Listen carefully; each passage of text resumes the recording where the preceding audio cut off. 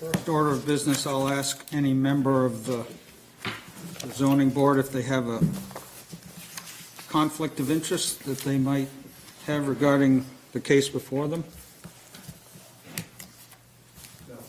No one has any conflict. So tonight, our board members are Ron Van Arsdal, Deb Chapman, Sam Smith, John French, and Chris O'Rowe. They will all be voting members. We're here this evening to hear the application of 100 Elm Street LLC for a special exception to expand the building where Seasons of Smiles, which is a dentist office, is located. We'll be conducting this as a public hearing, so I'm going to read through the procedure for a public hearing. We start off with the code enforcement officer, Steve Wilson, will introduce the application and explain why it's here. The board will hear from the applicant and the applicant's representatives, who will offer testimony and evidence in support of the application. The board will then seek comments from the members of the public who wish to speak and ask for comments. Questions will not be taken from the floor, so basically we'd like you to come up to the microphone or that microphone, Gene? If somebody wants to speak. We'll have to borrow it back, yeah. We'll have to switch that mic if anyone wants to speak. And we'd like to have you identify yourselves for the record with your name and address if you're going to speak. All comments and questions of the applicant must be directed through the chair, and the chair may exclude irrelevant or unduly repetitious comments. The first public comment period will be closed, and then the members of the board will be given the opportunity to ask questions of the applicant and the public. A second public comment round will be opened if necessary for relevant information only. When the second public period is closed, if any members have no further questions, the public hearing would be closed at that time. Then the board will begin deliberation of the application and the approval criteria. At that time, there'll be no further opportunity to comment from the applicant or the public. A board member may ask for qualifying questions, but no new evidence may be entered into the record by way of testimony unless it is erroneously omitted. It's not appropriate for the public to interject during the actual decision-making process. The board will vote to either approve the application or deny the application or approve with conditions.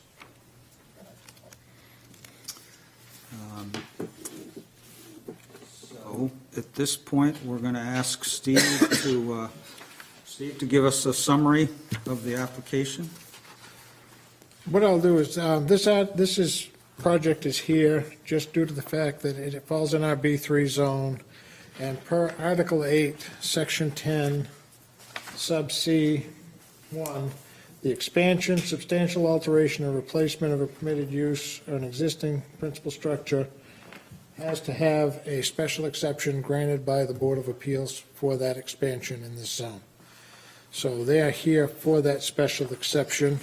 We do have sign-offs, all of which, I have the sign-offs from the remaining entities of Camden, minus the one that you guys have in front of you. That was the only one that had a concern, and that had to do with the elimination of biohazards, which is I'm sure, a standard operating procedure for the dentist's office. Anything that has any sort of human blood or anything like that has a special disposal that has to be done under their licensing. So it's not anything that would go to a landfill.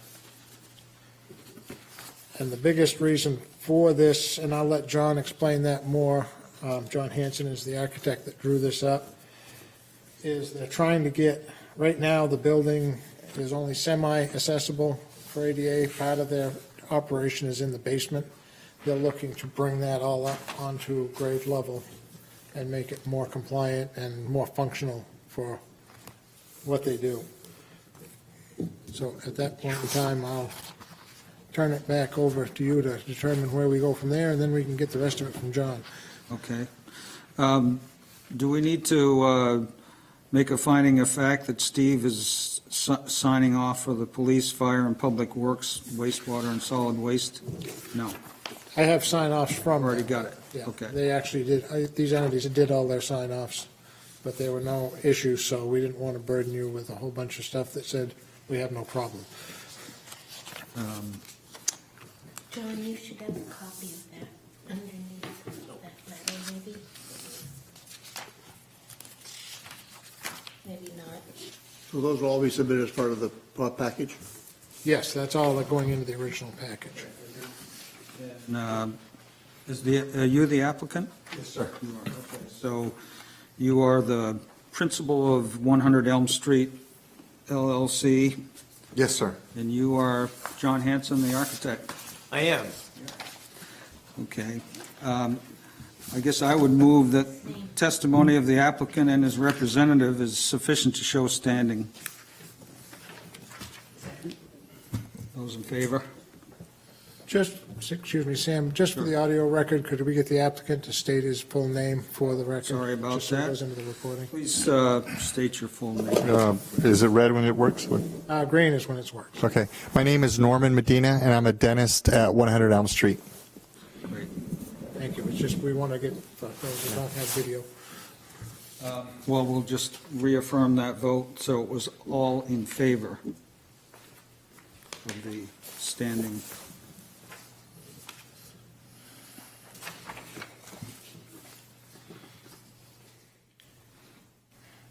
Deb, you got Motion, motion on the.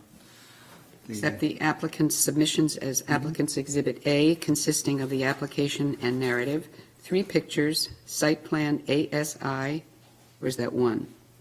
AS1. PS1. AS1, elevations A41, and floor plan A1.2, all prepared by John Hanson and all dated February 5th, 2020.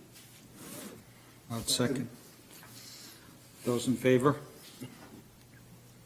Okay, so all of them have voted in favor of the applicant's summary.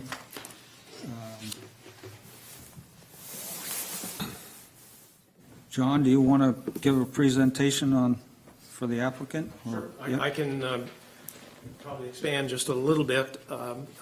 Obviously, you've all had the opportunity to read this, but as Steve had mentioned, one of the issues with the existing office is that there are several spaces in the basement of the building that are not used by the public, but they are used by the staff. And they really do not meet ADA standards. They do not meet even life safety and building code standards. It's just something that sort of grew over time and has been used. But again, any work that we do on this, whether it's a 2-level building or whether it's a single-story building that exceeds 3,000 square feet, we have to get a permit from the State Fire Marshal's office. And I know that what they have there right now will not fly. So my recommendation to Dr. Medina, when we started looking at what to do for an expansion, was to take those functions that are in the basement and bring them up to the main level. And so half or more than half of what we're adding is just to relocate those spaces. We are adding 2 new operatories, and we're adding an office and presentation space, and we're increasing the size of the waiting room, because even right now, the waiting room is really quite small and it does not function well. So the reason that I came to talk to Steve about the issue of parking was that I felt that all of the functions that are in the basement, they're already there, they're already being used. The existing parking is taking care of that. So Steve agreed that we didn't have to add that into the calculations, so that the new square footage that we have to base our parking on was only based on the areas that the ordinance specifies. It excludes corridors, it excludes toilets, and we did not include any of the spaces that are being basically relocated. So with that, we're adding 4 parking spaces, and the new addition actually eliminates one of the parking spaces that exist right now on Elm Street. And I think it's better to get that. I've replaced that or relocated that parking space into the rear of the building. So there will be 2 now rather than the 3 parking spaces that essentially back out onto Elm Street. We've tried to minimize the impact of impervious areas by trying to put the new parking spaces in areas where we already have existing paving to reduce the maneuvering space and to try to keep the impervious area down. We have added a portion of landscaping in the parking lot to screen a little bit of the entrance drive. And again, there is a requirement in the ordinance to provide interior landscaping in a parking area if it exceeds 12 parking spaces. And we do exceed the 12. Yeah. You know, I've provided a pretty good list of calculations of tree planting and shrub planting that the ordinance requires. There are a considerable amount of existing trees that I've taken credit for, but I think we've addressed the requirements in terms of the landscaping and screening and buffering. The other thing that I am proposing in this thing is that currently the handicap access to the building is a wooden ramp that goes up halfway, turns around, and comes back again, and it just looks like a pretty ugly ramp. And what I'm proposing is that we put some fill between the parking lot and the entrance door and bring that up at a 1 in 20 slope, which is not technically a ramp, and it doesn't require handrails. And I think it makes it a much more appealing entrance so that it's a handicap ramp is always the kind of thing that hardly ever gets used. And I hate to see a non-handicap entrance and then a separate ramp. And I'm trying to combine that into one single entrance that I think looks better and works better. What was the slope? 1 in 20.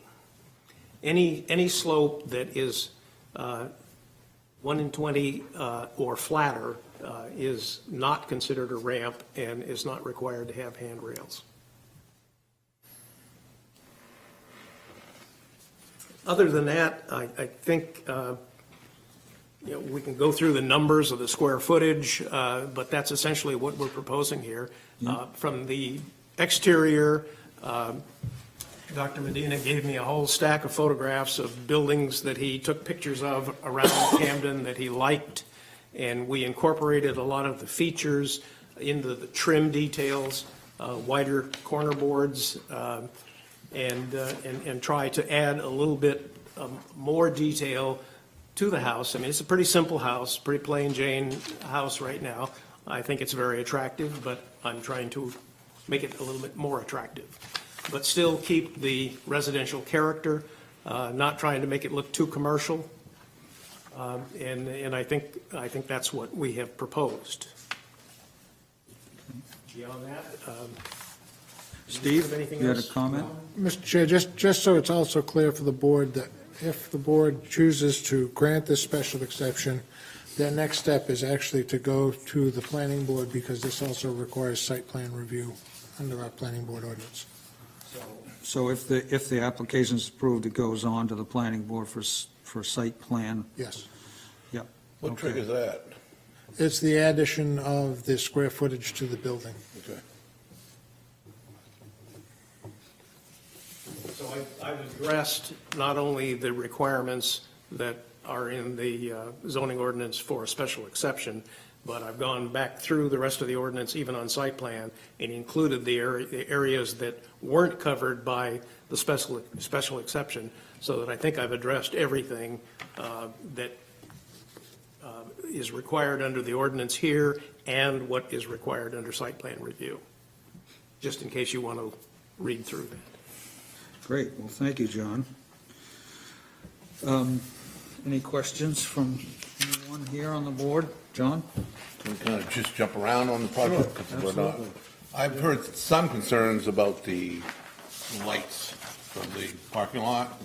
Are we going to do more of a directional lighting? So some of them, I've heard, nobody's complaining. I've heard everybody's very supportive of the project, but I've heard some concerns about the lighting. We are not adding any lighting. Again, the expansion of the parking lot is quite minimal, so we're not planning to add any additional lighting.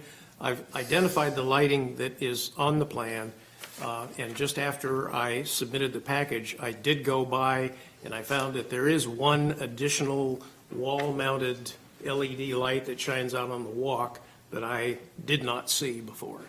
But again, it may be relocated, but we are not planning any additional lights. And Were you wondering about is yes, it but down they're going to go shielding? to, but they're going to go to the planning board, so that'll be. Is that a planning board issue? That is a planning board issue that has to go, they have to address all the lighting. I just wanted to bring it up as a matter of record so that it would get discussed. I know it was the planning board, that's part of their preview, Yeah. purview. They do Am I- have standards that have Right. to be met there. You don't. Right. So Just some data questions. You're adding 6 more trips per day. I'm wondering, what is the total current trips per day now and the total trips for when the build-out is done? So you're asking how many patients we see in a day? Are you adding staff? No, ma'am. So how many trips do you have now by staff and patients? I'm sorry, trips, how many people? People are going in and out. Okay. Let's see, we have, well, let me just start off with staff. And so we have myself, we have 2 hygienists. One works full-time, one works half-time. So our half-time hygienist is there on Tuesdays and Wednesdays. So Tuesdays and Wednesdays, we see approximately additional, I'm going to say 7, there's 7 per day. So let's say 14 extra patients on Tuesdays and Wednesdays with that one hygienist. 14 extra patients, but that's Tuesday, Wednesday. Then myself, I have 2 dental assistants, and then we have the front desk. A typical day, every day is different. It's just an estimate. An estimate, let's say today we had 14, let's say 14, 20 patients, roughly. Maybe not that many, maybe 18. Just trying to get a concrete sense of when, in the application, it says that only 6 more trips per day. Yeah. But only 6 added on to 75 is different from only 6 added on to 20. Yeah, it's hard to, I appreciate John estimating, but like, for example, for today, just for discussion's sake, we don't have any additional staff. I think what it would be doing for us is we'd have more elbow room. So I don't know if we'd have more patients per se. We would be able to efficiently be able to say, okay, we're going to have you wait in the go ahead and sit in the operatory. We'll get to you as soon as we can. So give us a little bit more elbow room. But we're not adding any more staff. We're not adding another dentist. Yeah. And does the staff park in the back, or do they take will they take the 2 remaining spaces that back out onto Elm Street? Yeah, good question.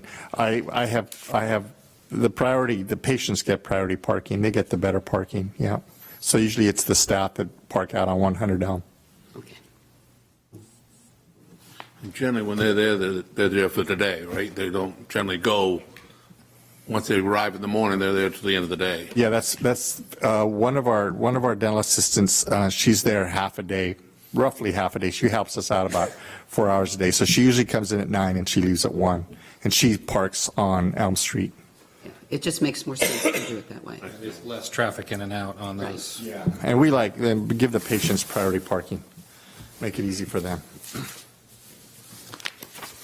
Is the only entrance to this from Curtis Avenue to your business? Right now? Yeah. I mean, is that, or is there an Elm Street entrance too? There's an Elm Street driveway that only goes into what is now 3 parking spaces. Yeah. It's not, doesn't connect to the main parking lot. But that's going to be changed, right? We were eliminating one of those spaces, so there will only be 2 accessible spaces off of Elm Street. The rest of it will be accessed off of Curtis Avenue. Are those 2 doors that you're going to eliminate, those are currently entrances? No, they're really not used. Okay. That was, They're residual. they're residual from when it was a house, and they're really not used, on a regular basis at least. So will the Elm Street access still be available? Yes, there is a new door on Yeah. Elm Street at the connector. Yeah. That connects. Okay, I see it. Yeah. So there will still be, if we have, somebody wants to park down the street and walk up the sidewalk on Elm Street, there still will be a walk coming up to a door that they could enter the building. But that's really primarily a staff. Primarily staff. Entrance. Yeah. We have 2 entrances that are primarily staff entrances, one on the Elm Street side, one on the parking lot side, and then we have the main waiting room reception entrance that also comes off of the parking lot.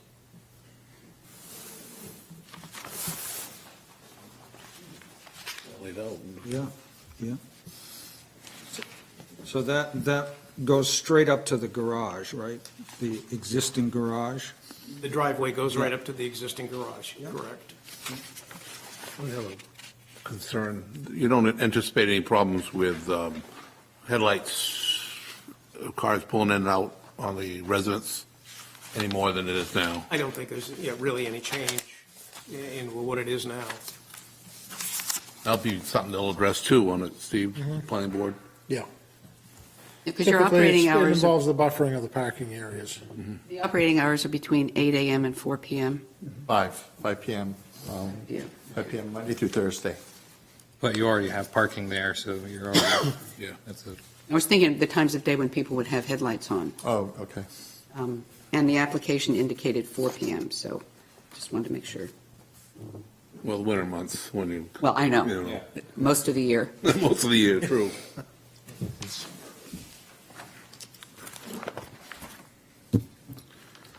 but they're already parking there, so it's not Right. changing it.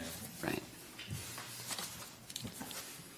But with this new stuff, it brings in some of the old with them, right? They'll go through the whole process now with the building and the planning board. Your job is to, Well, I know what a job is, I'm just saying, Right. I understand that, and the planning board doesn't do that, I know. so that's yours. But the planning board needs your okay before they can do their thing. So Where we're at. I really don't have any, I read it, went through it, I mean, it looked, it's pretty straightforward, and everything was, Nope, that's why I was asking about the number of trips, because most of the trips seem to be exiting onto Curtis Avenue, and that is a residential, small street. But with 6 more trips a day, unless one of the neighbors has some evidence that that would be burdensome. No, it looked clean. If there are any members of the public that would like to speak for or against, we can hear. Come forward. Grab the mic here and just stand at the podium. My name is Mary Catherine Ingraham, and I live at 5 Curtis Avenue. And basically, I'm for it. Basically, I just have a few questions that this is one story that's going to be just elongated on the original, not a second story. And there's no plan for a little residential apartment tucked in anywhere. Regarding the headlights on cars coming in, I live just about directly across from the parking lot. And there's a nice little hedge there. It's not quite high enough to hide the headlights, but when somebody is in their car and it's 4 o'clock in a winter afternoon and the lights come on and I happen to be sitting in my window looking at it, I have faith in, within moments, that they will back out. So that is not a real issue. I mean, if we could let that hedge grow up just a little bit, that would be lovely, but it's not. So the headlights, landscaping, whatever is needed, it's lovely, it's beautifully kept, and 4 more. So basically, I think it's good luck to you. I think it's fine. I don't have any issues. We'll talk about a few other incidences later at the planning board level. But as far as his expansion, cars coming and going, if we add 7 more clients to come, it's not, as I say, the headlights. So you wait a minute and somebody will finally get their keys and they'll leave. So that part is not an issue. So thank you. Great, thank you. Steve? I have a letter here also that was submitted. It's dated February 14th, 2020, and it's from Flint Decker, the Decker Family Trust, which are the abutters on the other side. They requested that it be read into the record. Goes as follows. RE application for Season of Smiles located at 100 Elm Street, Camden, Maine. To Mr. Sam Smith, Chair, and all active members of the Town of Camden Zoning Board of Appeals. Dear Sam and all ZBA members, thank you for your notice of hearing on Wednesday, February 19th, 2020 at 5 p.m. in the French Conference Room of the Town Office in Camden, Maine to consider the application for Seasons of Smiles. We positively and wholeheartedly wish to provide you and the entire board and our town's planning department staff our full support of their application. Our property, residence, and active business, New England Real Estate Company, directly adjoins their property next door located at 98 Elm Street. Our direct neighbors and friends, the Medina family, have always been and are wonderful and excellent neighbors. They have been dreaming of this opportunity in their lives in designing and completing what will be a very well-designed and well-thought-out expansion to their existing building. We are especially excited for them, and we are confident it will provide a much-needed expansion to their successful existing practice next door, Season of Smiles, and we wish to provide you as members our full support and encouragement in their application tonight. Hopefully, with your positive approval this evening, we are equally excited and wish them all the best in breaking ground and seeing it to completion. Their decision as both business owners and property owners to continue to invest in their property for the future, as we have tried to do with our property, with your support, is a great example and highly appreciated as it encourages many others to consider adding value to their properties in renovations, restorations, combined with thoughtful design in Camden. Thank you all again. All my best, Flint Decker. Great. I'm in a butter. Ron, you got a Motion that be added to the package. Do we need to add that to the record, or did you just? That will actually add it to the record, and we'll actually include that in the packet. Are there any other members of the public that would like to speak?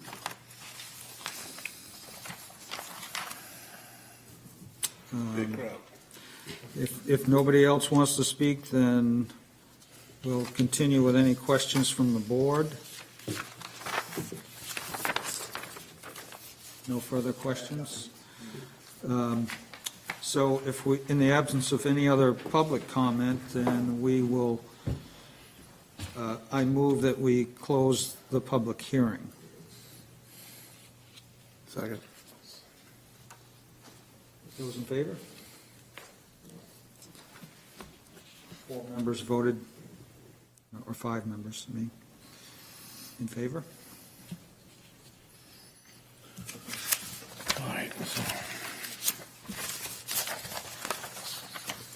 Okay, so now we're going to go down through the findings of fact and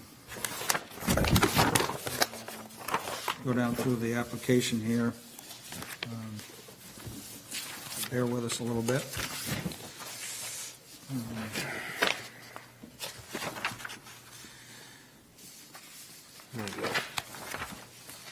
We can make a finding of fact that the property is located at 100 Elm Street in the transitional business B3 zone. So moved. Those in favor? All in favor of that motion?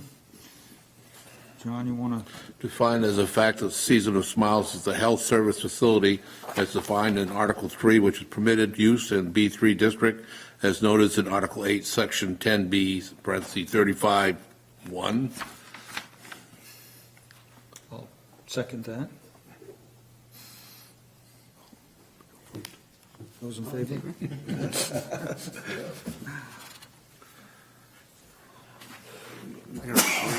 Defined as a fact that the expansion of permit use in the B3 following by raised 1 can be allowed for after approval as a special exemption by the Zoning Board of Appeals. They find that the expansion will retain the appearance and reflect the existing residential character of the district outlined in Article 8, Section C, 10, Parent 1. Second. Those in favor? All in favor of that motion?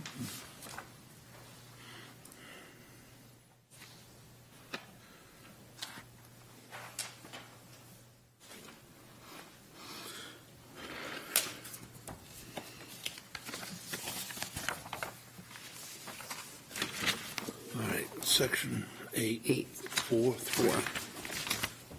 Go to section 8-4. 4, 3. Skip down to page 3. Yeah, it's here. Down with conditions of approval, correct? Okay. Yeah. Standards for a special exception permit. Right. Page 3. Right there. So I'm not going to do this. Well, just note that these are the items that you can conditionally approve. You can't do that with everything. But as long as you're reviewing it, you can. Well, I think we've already voiced our concerns, as you pointed out, and Steve pointed out, that this will be reviewed by the planning board, so it's really not at this time, right, worth not to go into that. Probably the good idea just to address it, and then if you have concerns in that area, you can also address what you recommend to the planning board, do the diligence and have review, knowing it's not codable. It's not necessarily you have to make a finding per se on anything to do with the special exception, but if it's something that's going to be also in your jurisdiction, you can recommend, make a motion, that your recommendation is that if it's applicable, that you don't recommend that they review it also.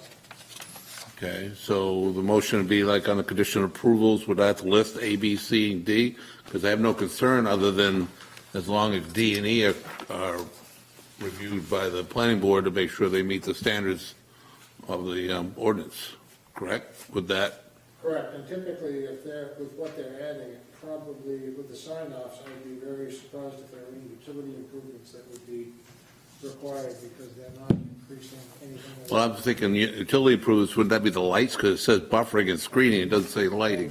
Well, also in the case of, if they were adding, say it was a big expansion for business, they're adding a lot of bathrooms, that type of thing may require a larger sewer line in the street than what they currently have. They did that already. They Yeah, increased I the think sewer That's not line. where I was going, I was looking for, Yeah, by utilities, it's typically electric. yeah, okay. That type of thing. So where would lighting fall under, buffering?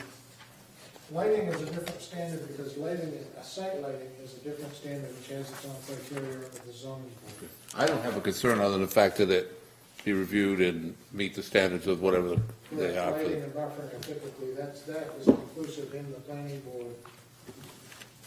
Review. Which is very typical when something is going to go to both reviews.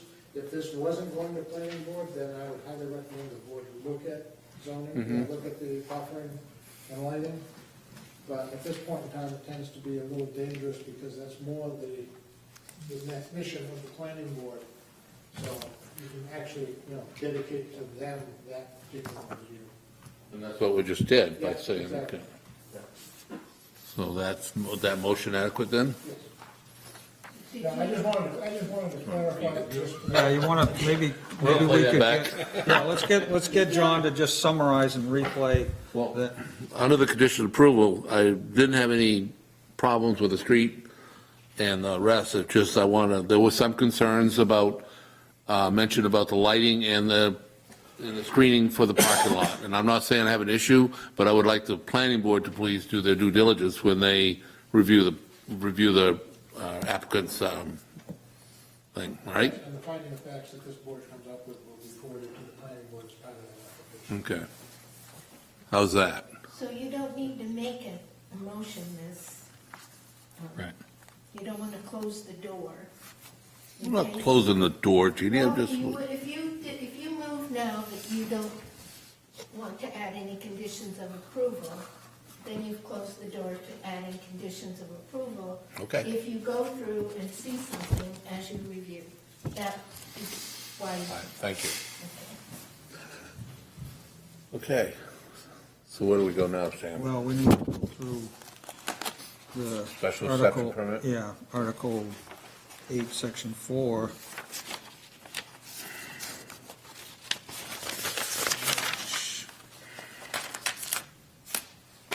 That is on page VII-4. It's text that in my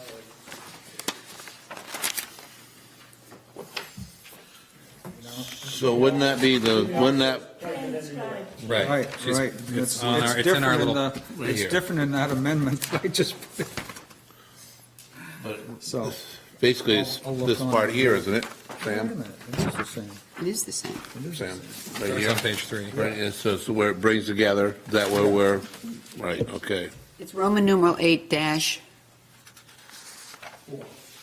plain 4. page number, the page number. You're in the,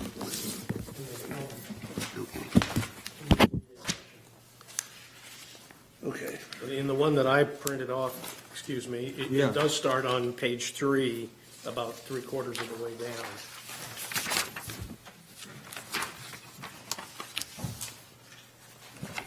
You're talking about where it says the physical size of the building? Is Yes. that where we are? Yeah. No, it talks about the application for the special exception, and then A says clearly specify the location of the proposed use, including street address, assessor's tax map, and lot number, and a location map. Yeah, we're actually under the standards, which is step 3, that's why it's on the next page. So Yep, it's okay. where they will be at. Okay, the standard starts after that.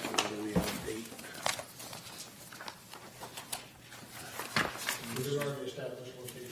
Okay. I don't know if I got, So What'd you say we're was- doing more than this? Was section 8? Section 7, Roman numerals VII, which would actually be 7, dash 4. 7. Oh, I got VII dash there we go, 1, there we go. section. You're in 8. You gotta go I back. gotta, VII. You were on a, not you were on 3. And then 4. There Go to we page 4. There we go, it's 7 dash 4. We're with you. yeah. Bear with us. There we go. This- Standards for special exception right here, right? Yeah. Which is the same, which is That's the, what I thought. yeah. Yeah. Which is what Jean's already given us with the highlighted in our little script packet. We like to make things complicated. So we can start by, like you said, John, the size of the proposed use compared to the surrounding uses. I mean, we've sort of been through that a little bit, but we need to just zero in on that. And But we don't actually have any dimensions. We have, We got this, so. right, but I mean, compared with surrounding uses, I mean, uses in that area, for example, are going to be the TD Bank is right across the street. You've got New England Real Another- Estate, which is a slightly larger building that also encompasses a residence right next door. what about Curtis Avenue? Curtis Avenue has, there are office 3 down the street. duplexes across The the street, optometrist down the street. an optometrist. No, approximately, do we know the lot size of each of those? I mean, do you know that? Lot Steve? sizes are fairly comparable with what Dr. Medina has at Season of Smiles. All the lots in that area are fairly, once you go across the street and you get into TD Bank and the Have-To building, the lot sizes are bigger, but also the buildings are. Right. So But other than that, the lot sizes are more or less uniform. they're pretty much uniform. Yeah, and if you just look at the building, and I know there wasn't a field visit or a site visit, but everybody drives up and down Route 1 enough to know. It doesn't look like it's going to be much bigger than most of the other buildings in the area. If anything, it's still probably going to be one of the smaller Smaller buildings in ones. the area. Yeah. It's still single story, so. Yeah.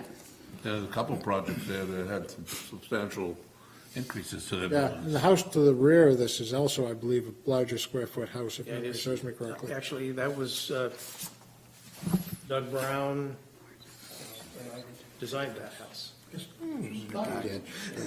There's the one that. Usually you can see, I mean, About that's 20 the years next ago. door. right. That's quite a bit, so. That's significantly larger than what we're talking about. And then there's a doctor's office down the street on the corner of Park Street had quite an addition for a few years back, Yeah, 45 Park Street. There's one kitty corner, too. Yeah. Kitty corner. home health, which is Don't we right have next to to the make bank, a- just uphill A from the motion bank. Okay. to find as a fact that. Yes, I know what you The mean. size of the proposed use is That's comparable about to. two of surrounding these, uses, even, I right? think, after they expanded. Sure. Jeannie will yell at me because I did it wrong. You're going to make a finding of fact on the side. Can I propose that we find as a fact that the size of the proposed use is comparable to that of the surrounding uses? You can propose anything you wish, but yes. Second. Those in favor? All in favor? Propose the intensity, excuse me, hold on. Yeah, no, go ahead. I didn't want to Go ahead. cut it. No, no. Intensity of proposed use, including amount and type of traffic to be generated, hours of operation, expansion of pavement, similar measures of intensity of use compared to with surrounding uses. I do not find there to be any more impact than it already is. Any more adverse impact. Is that the wording I want to use? Jeannie? Second? Perfect. Those in favor? All are in favor of that motion. Potential generation of dust, noise, dust, odor, vibration, glare, smoke, litter, and other nuances. I think No one. that due to the fact that they're not going to change anything in terms of how the business operates, I would say that I would find that this expansion is not going to generate any additional noise, dust, color, vibration, glare, smoke, litter, or other nuances. Nuisances. Nuances are okay. Nuisances. Very nuanced argument, but Yeah. So basically, that's a finding of fact. Right. yeah. Second? Those in favor? Up to the unusual physical characteristics of the site, including size of lot, shape of lot, topography, soils, which tend to aggregate adverse impacts upon surrounding properties. I think they've already demonstrated they were, one, as far as the impact, they're going to address the building as far as the cosmetics, but you know what I mean? And I think they're going to do a good job. It Improve it. seems, what I see is it's a good project. So how's that? Very general, General, but but the fact. I would second that. Those in favor? The landscaping, I think John has outlined pretty detailed outline of how that's going to be executed. Do we need to discuss that at all? I would maybe we find as a recommend fact? making a finding of fact that that is going to be addressed at At planning the- board Planning stage, Okay, under the buffering requirements of the ordinance. okay. I make a finding of fact that the landscaping will be addressed in a further meeting by the Camden Planning Board. Second. Those in favor? All are in favor?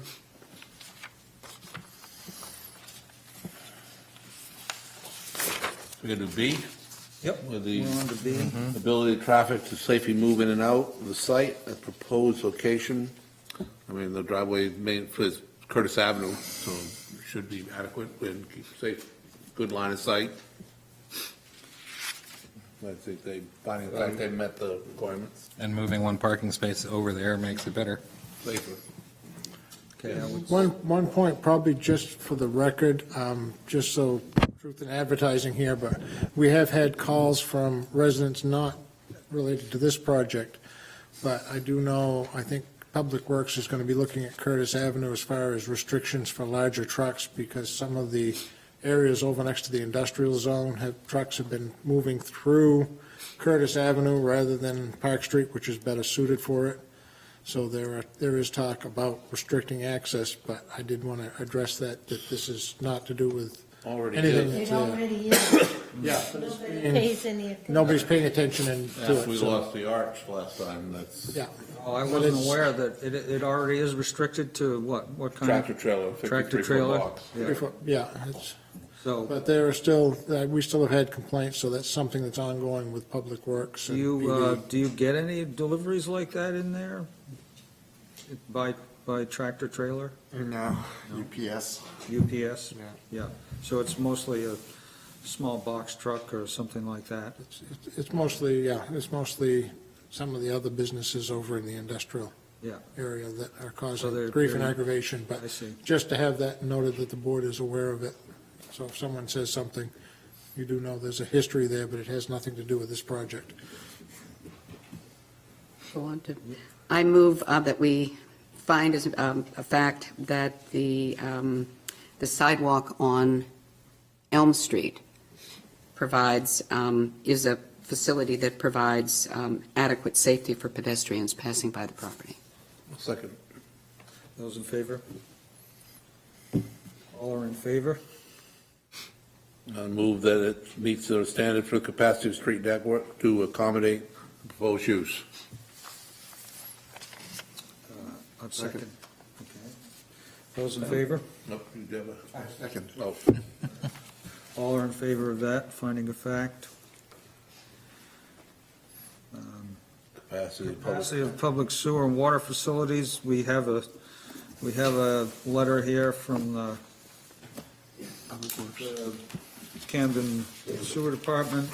Do we need to enter that in? It's already in. Already in. Okay, so with that letter, we're saying they're compliant, right? Yes. Yeah, so I will make the finding the fact that the capacity of the public sewer system and water facility to be used to accommodate the project is sufficient. Second. Those in favor? All in favor? Capacity of storm drain system.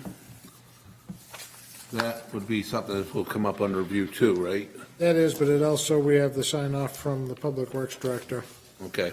on that he says it's all capable and he wasn't concerned about stormwater from the site. Okay. So finding, we have a sign off from the department head for the public works that all that's adequate, right? A second. Those in favor? All are in favor of that motion? I move that we find as a fact that the natural characteristics of the site, including topography, drainage, and relationship to ground and surface waters and floodplains, shall not be such that the proposed use, when placed on the site, will cause undue harm to the environment or neighboring properties. A second. Those in favor? All are in favor? Undisclosed future Can, uses. for this one, can we just go to the last sentence? Or do we have to find as a fact each of the separate things that, It's already in the minutes that the owner said there was not going to be a residential or Exactly. there won't be any disclosed, Any other business. undisclosed? Right, so we isn't could that say- sufficient? We could say the applicant's testimony,